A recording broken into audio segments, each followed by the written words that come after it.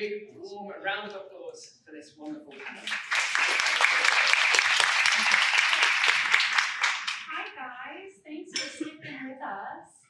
I'm Kristen Sesto. I work at a company called Custom Influence, and we are a B2B influencer agency. But I'm sharing the room here with 3 other women in B2B influence that kind of represent all parts of the landscape. We've got Rida here from the brand side. We've got Jane, who is in cybersecurity influencer, and we have Nishma, who brings a wealth of industry experience, having previously driven creator marketing at Google. I'm going to let them do a quicker and probably more thorough introduction in just a second, but really I just want to set the scene for the panel. What we really want everybody to get from this today is just understanding what B2B influencer marketing really is and isn't, maybe how the partnerships are actually working in practice right now, and how the space is evolving. I'm normally, sitting at an agency already between brands and influencers on the day-to-day, so hopefully that's prepped you well for this discussion. But let's get to intros. Rida, do you want to just do 10 seconds on, who you are and what you're working on in the influencer space? Okay, 10 seconds. So you can go for longer than 10 seconds. No. Just brief. Okay. Hi everyone, my name is Rida. So at Workday, I'm focused on driving the social media strategy for UK and Ireland. So I'm really focused on that local piece. So just to give you an idea, last year, before we had a dedicated strategy, we had about 250,000 impressions in region on LinkedIn. This year, in H1 alone, on LinkedIn, we've had 2 million impressions. And that just shows you the power of social, amplifying the creator within your organization, and localization. Thank you. So my name's Nishma. As you said, I did most recently work at Google for the last 10 years of a 30-year corporate career in media and advertising. The 10 years at Google, the first 5 of those were spent actually in B2B marketing, completely reinventing B2B marketing for Google and launching products like YouTube in the UK. The last 5 of those was managing Google and YouTube brand and reputation. I left earlier this year to forge a new path as a founder of a business called Glittersphere. Name the business what you like to wear, it's my tip. And that's really focusing on elevating women and helping them succeed and grow themselves and their business through the power of storytelling and connection. Amazing, I love this. This is so amazing. Hi, I'm Jane. I am an author, best-selling author, and advisor, and a brand ambassador / influencer, whatever you want to call it. I'm a thought leader in cybersecurity and technology, which is the industry that I've been in for over 27 years. I've built and sold my own hacking farm. It's probably the best way to describe it. And kind of outside of all of that work, I do a lot of work with women. So I'm very well known as a women's activist and as someone who champions diversity, particularly gender diversity. So my first book was all about, it's called Insecurity, and it's all about my failure to attract and retain women in cybersecurity is making us all less safe. And it's why I have created a movement and enabled over 440 women to access my insecurity scholarships, which is a value of over $800,000 US. Amazing. Can everyone still hear? Yeah, they have one at a time. Thank you so much for the introduction. So let's get straight into the questions. So first question, and we get asked this a lot as an agency, is how do you think influencer and creator marketing in the B2B space differs than the consumer space? Rida, do you want to take that first? Yeah. So I think it's also really important to think about the differences between influencer and creator. And Ben Jeffries had a really nice definition. So for example, an influencer is someone that you would look up to. Let's say, okay, we'll talk about B2C, I would say like reality shows. I think in B2B, it could be like, okay, I want to be careful with who I say, but essentially business leaders that are already very well established. And then when we talk about creators, those are people that have probably built up their following, people that you can actually relate to. So I think when it comes to B2B, number one, it depends on what you're trying to achieve.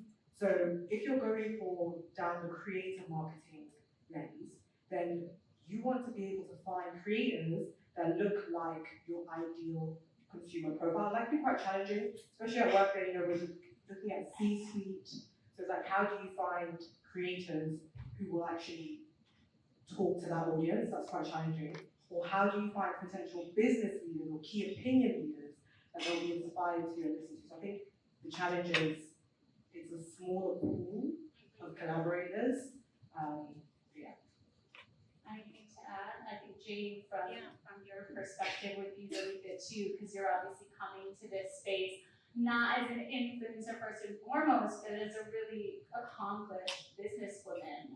And so, how do you see the influencing work that you do? Like, Yeah, it's really interesting.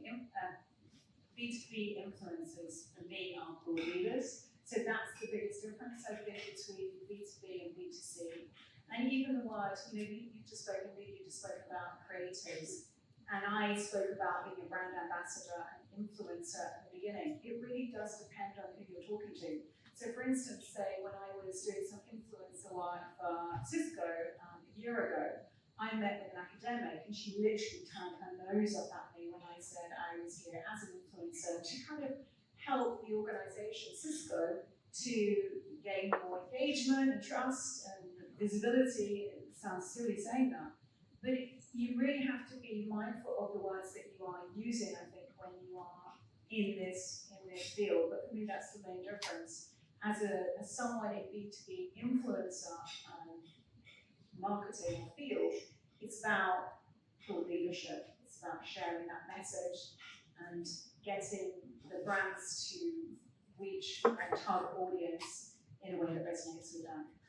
yeah, absolutely. I think, you know, the word, Ash mentioned this in his talk about personal branding, but I think the word influencer tends to be, you know, seen as a dirty word. But really, you gotta call something, you know. I think that would be a good point for you to pick up on, Nishma, is that from your time at Google, like you were there a long time, and did you see as creator marketing and influencer marketing, you know, really started, you know, growing? Do you think there were some misconceptions from leadership, and how did you maybe see things change over time about how creator and influencer marketing was viewed? Yeah, it was hugely different. It was pretty much largely ignored for the first, you know, I mean, sort of 5 years ago, even as recent as that, which is sometimes bizarre when you think about, you know, we owned YouTube and we're seeing the explosion of what was happening there. But I think it was two things. One is around, I think you did really well, both of you kind of explaining that difference between influencer and creator, and beyond the kind of realms of how the words have been either misunderstood or sullied. It was really seen, you're in B2B, it was actually around, you're either trying to reach as many people, what you're trying to convince them about. And in many respects, the influencers or thought leaders and potentially creators didn't necessarily always offer the reach at scale. So you could get very specific niche focus and attention that was great, and particularly for brands that were lesser known, amazing credibility. How that shifted over time, and I think for me it was a particular pointed piece actually when we were working on YouTube. So YouTube obviously very well known, but as an advertising platform, you know, even 5 years ago, it was quite a challenge to sell in markets, particularly selling against other options like TV, etc. And we didn't have the same measurement or the same opportunities in terms of how people would value it in their media. So we had to go out and find the right creators, the right influencers to help us tell that story to a B2B audience, to business owners, why they should be investing more, what that meant, etc. So we had to look at, interesting, it was the first time we kind of embraced a number of niches. We had to be, you know, it was quite simplistic if I look at the metrics we used to find and source those influencers and creators to how things are now. And the change was, I think much like the industry, it was kind of leaping into it, embracing what we thought was right, felt like a brand fit, to then learning a lot of mistakes, some of them quite challenging when you're a business the size that Google is, because they can have significant impact on our PR and our reputation, to something that then evolved to recognising that we could keep going out and telling everyone how great we were and how brilliant this was and they should use this product, or we just need other people to say it for us. And having that shift of being a little bit more humble and backseat and letting go of the reins, and they haven't really let go of the reins, to be honest. It's quite scary still for brands completely commit to someone else owning their message. But there was that recognition that people don't just want to hear all the good stuff. They actually needed the criticism. And until we embraced the criticism and some of the different alternative views amongst influencers and creators, we were never going to succeed in that space. Now, it's a significant share of the advertising spend and marketing budget, at Google. It's a significant way that we embrace niches, specialists, people who have scaled audience, people who have, in many respects, more authority, credibility in different communities, rather than Google saying it. There's that big shift from what we say, everything was broadcast, to them being the ones who supported others and respected and trusted them to say on behalf. So it's kind of focusing product. Yeah, can I just add one thing? I think that's amazing what you said. But the way that I see it is B2C is more about aspiration and B2B is more about trust. That's really good. It's a really good point. And I think one of the things that probably contributes to overall hesitation for brands looking to get started is it is really new, you know. And as you said, there's a lot of mistakes made. It's kind of uncharted territory. And so maybe that brings us on to our next question, which is, so what in the B2B influencer space or B2B creator space or social first thought leadership, any one of these terms you want to use, like what does good look like right now in November 2024? Like what does an actual campaign look like? What are people doing as part of a partnership? If anybody could bring that to life with examples, I think that is really helpful. Okay, this is quite bold of me because I'm actually still working on this campaign. But so, as I mentioned, so at Oyebade, I focus on organic. So I don't have the biggest of budgets, and also, it's also important to remember that the stakeholders that we're dealing with aren't as familiar. When you say things like influence marketing, creative marketing, that just goes over their heads for some of them. Okay, just in case some of them are through. So one of the campaigns I'm working on is actually creating a creator within the company. So we have this amazing leader and we're building her into kind of like a creator, and she's launching a series which is social first, only on LinkedIn, where she's going to be interviewing key opinion leaders, business leaders, so the people that we're trying to talk to, they can see themselves reflected in her guests, and potentially also some of the inspirational leaders that they might be looking up to as well. So that's what we're working on. And one thing I will have to say is, in terms of LinkedIn, so again, my focus is on LinkedIn. I have seen a huge shift in the last few weeks. I think since they launched the whole video content, our impressions of the corporate account has completely dropped. Like the things that we were doing before are just not landing. But content from the workplace, sorry, I don't want to use workplace, but the employees, the thought leaders within our organizations, they are absolutely flying. I remember, like, because even with that video that we posted the same video on a corporate account and on this lady with it's her creator account. She had like 10 times more impressions, engagements. So I think when it comes to building out a B2B influence marketing campaign, even if you're using internal or external, you really want to leverage that people piece, because like, I don't know what's going to happen with corporate accounts on LinkedIn, but we're just seeing that there is more of that push towards personalization. Yeah, I think there's always a lot of questions about what is the algorithm pushing, what is it not, and for most of that, I always say, it's kind of nonsense, but definitely between a corporate or brand account and then a personal account, there is no comparison in terms of reach, and I think that's pretty universal for a lot of B2B social managers. Nishma, what did you have to add? Yeah, no, I love that point, Rida. I was going to say to you, I think I agree with you. I see that shift happen more and more so. It's also really bloody hard, so I have to be really honest. When I was at Google, my God, you'd get shut down if you were saying anything. I probably was one of the people that had to come around and say, can you take that down? And then when you said something myself, I got into trouble. Because that's the challenge. I think there was a sense of, well, you've got to control every message and have that authenticity. And actually, when I was managing the Google consumer brand at scale, the thing I wanted was all the employees to be kind of first level advocates, and to have this really interesting internal tussle between I wanted them to go out and share, and many times you say influence, these people had incredible networks of their own, and yet we were closed off from it. So I'm really pleased to see the broader shift. I think businesses like the larger the tech companies, etc., be interested to see how they embrace it. It goes against a lot of the way that they've managed that corporate thing. But I think it's the most special thing about B2B. So when I talked about reinventing B2B when I was at Google, I didn't mean anything special because everyone's doing it already, but it sounds grand. But the biggest difference was taking it from a faceless Google with products that we would talk to that personalisation. And when I made that shift with work we were doing on B2B and with YouTube, and we did all sorts of brilliant content series around asking people what's your favourite YouTube videos from everyone in the industry and sharing and showing that human touch. It was a game changer for what we did. So I think at scale, it's a really interesting thing. So now if you're a B2B marketer, actually, yes, you've got your employees, but actually if you're then trying to reach others, it's how do you reach them on that one-to-one basis, which I think is really exciting. And that's really the expertise of people like yourself. Absolutely, and I think, Jean, it would be great to hear from your point of view on what does an average partnership look like for you when you're working with cybersecurity companies? Well, it would be that longevity. So typically what happens when you're working on an influencer engagement is project-based. So for me, a good engagement is when you have a successful assignment, but it turns into a brand ambassador kind of partnership where you're doing multiple. So it's not just a one-off, it's extended.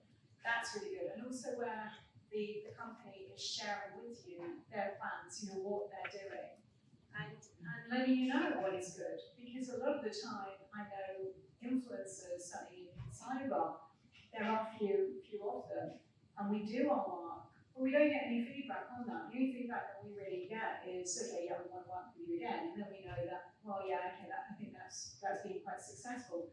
So being more collaborative and sharing is really, really helpful, and I think approaching it in that way is much better because then you get more out of it. And just to kind of elaborate on the influencer kind of work that you do, what I'm seeing the algorithms change. I'm seeing LinkedIn wanting more spend in terms of ad spend because that's where they make a lot of money. And so I think what they're doing is they are almost like boosting people who haven't had a voice, haven't been using their voice and getting them more views, and they are squashing those who have got a voice. In my case, I'm a Blue Badge LinkedIn top voice, but I don't get any extra boost for it. I'm working really hard. It's just like 15 minutes before, 15 minutes after. It's now extended to 30 minutes. It's now extended to an hour before, so that they want you on the platform the whole time. But what I've seen successful companies do is actually either amplify your voice as an influencer through their employees, their marketing department, for instance, or some of their leaders, or even boost it with ad spend. You can't just rely on an influencer to get you that traction, that influence, that trust, that engagement, that visibility, as it would be done in the past. Yeah. So it's really changing. It changes all the time. I didn't coin this phrase, but I've heard that in influencer marketing, the content is the burger and the promotion is the fries. Like you're really paying for that thought leadership or that think piece or that podcast, and you may need to boost it, and that should be part of the overall strategy, and not all of the reliance on you to drive, insane organic growth or virality for everything that you do, particularly again in B2B. This is that, and a lot of people, they don't engage, they won't engage, but they'll still love your work. I have so many people that come to me and say, I love your work. Sometimes they feel exposed, they do. They leave a comment, but a lot of them will see it. So it's really hard, from a marketing perspective to actually measure it and report on it to see, well, is that effective or not? It really is difficult. I think there probably, does need to be a stronger feedback loop, particularly on the content. And I think, speaking of content, I think how do you know when you're planning a partnership, how that content can align, that brand's content or whatever you're producing for them aligns with your own content or your own brand? Because I think that is a really important one, and I'd be interested to hear how you think about that. Yeah, well, I always ask them about their values, so that's the first starting point, and I will go and check them out. And for me, because I have done and still do such a lot of work in regard to like women and diversity, I want to see examples of that. So it's me kind of looking at it from a due diligence perspective and making sure that what they're telling me is aligned with my values, and I can see evidence of that. Sure, and from a brand side, Rida, do you have anything to add when you're looking at influencers and sourcing talent? Is there anything that you look for in particular to say, okay, yeah, that is a Workday thought leader, or that is a good partner? Yeah, this is working, right? Yeah. So with Workday, I'm just going to step away from this particular question because I think, so one of the campaigns I did was National Grid, and it's public affairs. And again, they were really risk averse. So what they wanted, as part of an integrated campaign, they wanted the influencers to come in. Well, they didn't want, I suggested it, and eventually they agreed. But so the influencers' role was to kind of help spread that message. And because they were so risk averse, the due diligence was really important. So when we were selecting the influencers, we had to really do a background check. And we actually used, I don't know, I should mention the platform because they haven't sponsored me, but we used this platform who would actually help us with that due diligence, because a lot of the questions they had was, have the background checks been done? Because you know, when you do a I get that campaign, question a lot. exactly. Like, how have you vetted that? Yeah. We've had to build out scorecards if they meet this criteria, they don't meet this criteria. There's a lot that can go into it. And then I've had other clients that are just like, yeah, what are these things? And it's more around, obviously they'll still approve things before it goes live, but there's a little bit more creativity or maybe not even creativity, but just less boundaries and less restriction. But I'm sure for somebody like National Grid, that's going to look a lot different. Yeah, it's just that risk averseness piece. So yeah. One of the things I just wanted to say, I currently, although I don't feel I work with a talent agency called Attachment, and we're working with Deep Minds at the moment. And it's been really interesting because it's effectively a B2B campaign, and we specifically are looking for academics to work with us on various aspects of Deep Minds evolution. So the vetting process has been, as you say, thorough, to say the least, in terms of background checks. What's been really interesting, there's always a degree of this at Google, but I think it's a space that everyone has to navigate now. In such a politicised world, we've had to put so many more guardrails around the acceptance of the agreements that there will not be any aspects of kind of political bias persuasion in anything they do. But actually then go back and look through. Previously there wasn't as, it was usually around harmful or content that was considered in any way that could be a challenge. Now it's actually broader than that, and it's been really interesting, particularly when you're working with academics or experts who are ultimately you're trying to hire or to effectively work in your campaigns as influencers because of their opinions. And then you're having to sift through something really challenging. Again, it's one of those, a question mark rather than something I can offer you, but I think it's something that probably as an industry we need to kind of figure out how we manage as well. Yeah, I think particularly for B2B, a lot of corporate reputations are on the line. I think, Jane, that's a good question for you then, is how do you manage your own personal brand? Maybe not, you don't have to speak to anything of controversy, but just in general, how do you manage your own personal brand and how you show up on social with the partnerships and potential opportunities that could happen with brands? Yeah, I mean, that's just such a great question. I love what you say. It's really interesting. I have to do what I believe is right in my heart. So, for instance, with Israel and Gaza, I had to address that. And the way that I did was by calling for peace. And I knew that some were being cancelled. I knew that contracts were being lost. But I felt as someone who has got a huge voice, global voice, when it comes to women in my industry, I had to say something. And the right thing for me to do was to call for peace. That's everything that I stand for. And again, you know, Afghanistan, you know, the Taliban went in, again, you know, I wrote a piece on that, again, you know, in a similar vein.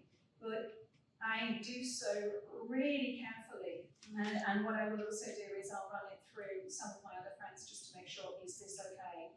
You always gotta have that friend in the You have, background. yeah, Absolutely. absolutely, yeah. Because at the end of the day, you know, this is the majority of my work. Yeah. You know, nowadays it's brand ambassador influencer. So, and I'm a single parent, so I'm the only income coming into my family. So I've got to be really, really careful about how I use it. But I do trust myself and I look to my heart and do what I believe is the right thing to do and do so in a responsible way, to my voice very responsibly.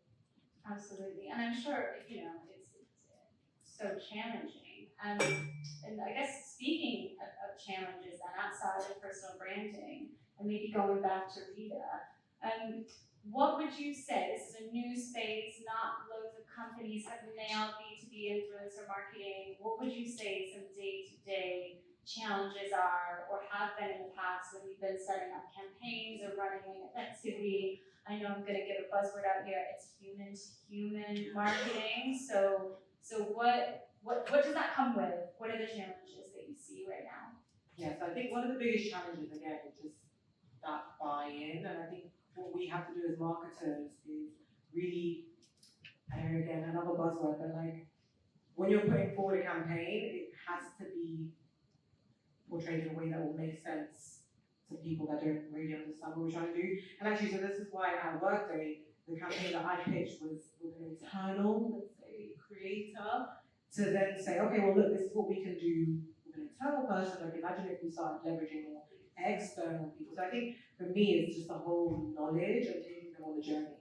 So that's been the main challenge that I would say. Yeah, I think when there's anything new, like I said, it's that fear of messing up rather than fear of missing out when it comes to a lot of B2B marketing teams. Any other challenges that you've seen, Nishma, from an industry perspective? Like obviously managing large teams could be like, you know, bring huge challenges. What do you see? So I think it's a number of things. It's brilliant to see B2B marketing embracing influencer and creator marketing. It's wonderful. I think that we see that kind of blend, and I love the work that Canva and Adobe are doing as well. You know, using the likes of Steve Bartlett and others as kind of key voices for their campaigns. I think what's interesting is we have to get, one of the challenges that I hear regularly is the pool of influencers and experts in particular areas, because you just don't want to get to a point of burnout on particular stories or talent or stars. And I remember years ago, and I'm sure everyone here remembers, when it was predominantly big tech and banking that went through a phase of supporting smaller businesses, and it was always someone with an apron on and some kind of fancy I remember cafe. And I changed my life. It's like, oh, Google ads, you know. It was really lovely stories the first couple of times you heard it, and then after that, I was like, no, thank you. So I think it's that, like, how do we avoid the wallpaper effect with making sure that we're not, you know, wearing out a couple of influencers, but also I think it's about what a wonderful opportunity to use it either homegrown within the employees or embrace earlier stage creators on their journey. And also, to your point, I think there's lots of influencers who don't think they're an influencer. Yeah. They're embarrassed. I did a campaign recently, and I'm still too embarrassed to sound an influencer. I know, I was gonna mention that in your intro, and then I thought, oh, maybe she doesn't want me to do, No, you know, maybe she wants to that's from what I the did. industry perspective, so there you go. Yeah, direct mail. Gmail to direct mail. No, it was a very honest reason why I did it. But it's that you know, it's a sense of actually there's lots of having the influence of the authority and thought leadership. A lot of people don't necessarily see how that translates into the way that they can drive impact and drive, whether it's around personal issues or business. So I think actually for B2B marketeers and businesses, what a great opportunity to avoid the pitfalls that a lot of us have seen in the consumer market by thinking further ahead and embracing some newer talent and existing people and taking them on that journey. I think also I should add too, that again, from an agency perspective, just to give you a reality check, you know, when we're working on projects, we're not, you know, contracting dozens of, you know, accounting influencers at a time. That's not really, how it works. You're talking a few people doing really strategic, high value working content, not a generic brief going out to a dozen people and, you don't have an approvals process. So I think, that really distinguishes B2B as well. I think that presupposes the creativity. Yeah. I think, with the work that you're doing is, influencers and creators are just a distribution point, really. That creativity of the campaigns you're putting and the sequencing and the comms planning and all that wonderful stuff that needs to still happen is really, I think, really works brilliantly. Yeah, sure. And again, with challenges, it's, you're working with people that are independent voices and they have their own ideas and what they can do. They might have a newsletter or a podcast, but you still have to brief them in. You still have to really think about what's the creative concept behind this. What do we really want this person to do with us? And giving too much control and autonomy can also probably not be very helpful to some people. Jane, it would be great to hear from your experience on how you've been briefed in or not briefed in, and how much ownership you like to have over the content and the partnerships you engage in. Yeah, definitely, really good points. I would say for something to really succeed, give the creativity to the influencer and let them know well in advance, give them as much time as possible. I mean, often companies will come to me 2 weeks before they want to go live, and then they may delay on the authorization. And that's really difficult, particularly when you're working with multiple companies, multiple brands. And then the other thing that's really difficult is when they restrict you. So I'm working with one brand at the moment, and literally there are over 20 companies I could not work with within a period of time. I think initially it was 60 days. And it's just like, that's not going to happen unless you're going to pay me and award your money, which they weren't prepared to do. Forget it. So, I pushed back and I got them down to 7 days, which was much better than 60. So it's allow them to, and many do, they're very good like that. They allow you to understand, your audience, and they allow you to disperse that information in a way that resonates with them whilst dropping in, go check out this company, or go download this white paper, or go and attend their webinar, or do this, but getting that whole brand connection in there. So give them as much notice as possible, collaborate with them, and don't restrict them too much. Just out of curiosity, do you almost 100% of the time require prior approval before you use something? Yes, absolutely. I would say 100% of the time, even if I don't get it, I want that. So some will be so restrictive, and they will want the detail, and the detail can take as long to produce, as long a time to produce as it would to write a blog or do something like that, and it's so annoying. Yeah, I think that goes back to just getting, in terms of practical advice for today is one part is finding the right people and having that conversation, but the second part is try to have that brief as detailed as possible. And I'm not telling them what to do, I'm saying tell them what to capitalize, tell them what the product is called, give them some brand guidelines. If you then do that, make sure they have permission. Yeah. I've had things delayed a week because somebody holds the keys to a Google Doc and they forgot who it was, and then the influencer can't find anything. So put that all in a briefing doc, and that will definitely speed up any approvals. Assets, photos, images that you can use, or if they want you to source those, all of that information. It's literally, that's really helpful, because what typically happens is they won't give you anything, and then you're having to go back and say, where am I sending it to? Can you provide the URL? Do you want me to use my images or my video or whatever? So very few are prepared, even though they will tell you that they've been working with influencers, with B2B influencers for years and years and years. Yeah, it's going to be different every time. How am I doing on time, by the way? Good on time. I've got a couple of questions for you. Sure, I completely forgot the most important questions. Tell me. Okay, this is a couple here. This one is, how do you source creators when your company faces negative press and can be extremely risk averse? Good question. Okay, so you have to, I would say, no matter how restrictive or how open, try to establish a process of what you're looking for. So you want to know, so what things that might help you prompt that search, which could be very difficult, is are you focusing on LinkedIn? Are you focusing on TikTok? Because if you already know they're going to be quite restricted, you try to control and focus the search on what's going to yield you the best results, right? I think you also as a marketer can control more of the partnership than you think. Like for example, if they're very risk averse, maybe you're not gonna go on short form video content straight away for a partnership. Maybe having somebody, not even create new content, maybe just repurposing existing white papers or something could be a good approach. And then there's less risk associated to that partnership. I think it's always a balance also, and with restrictive partnerships, and how many people you're going to reach out to initially.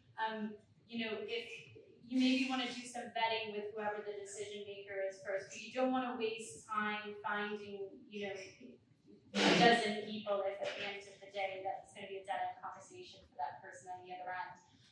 But try to get as much information on whoever the decision maker is on what is allowed and what platforms are open to and formats and then work from there.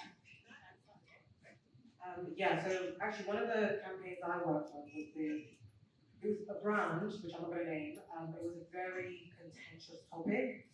And it was interesting because it was an integrated campaign and the brand-led content had so much hate in terms of in the comments. But then the influencer content, which was exactly the same messaging house, complete love. Oh, this is amazing, this is fantastic. So sometimes actually working with the creators can actually help a brand that doesn't have like this application. But obviously don't promote anything that's bad. But, yeah. And it just takes time too. I guess that's one more thing that I didn't realize when getting into this industry is that it can take a really long time to find the right people. You can't do it in 10 minutes or a half an hour. I don't want to say it, but if you haven't done it before, it can take weeks to find the right person. So to have good results takes some time. Thank you. And quite a tactical final question, but an important one. Are you making influencers use the brand toggle on LinkedIn in the same way that it's a paid partnership now on Instagram? I use that. Yes, I do. Again, it's not necessarily clear when you're working as an influencer from some of the brands. So typically, say on LinkedIn, you have to put hashtag ad at the very beginning. I don't think you have to do that anymore. I think you can just put the paid partnership on. Yeah, but some of the brands are still saying stick on the hashtag. So yeah, I do, and I'm sure LinkedIn will penalise you probably if you do. It's a great message or great signal for them to track. Yeah, there was some, for anybody who may have seen stuff in the past earlier on in the year, I think the brand toggle on LinkedIn wasn't working or something for a while, but it is now, and so as standard, it should be, if it's brand partnership selected, and then every other social platform is gonna have their own similar equivalent to that. But include it in your statement of work, that, every influencer is gonna have their own little micro contract, include it in there, and make sure that you chat about it with them beforehand. Cool. Thank you so much, everybody. I hope you learned a lot. And give a round of applause for the amazing.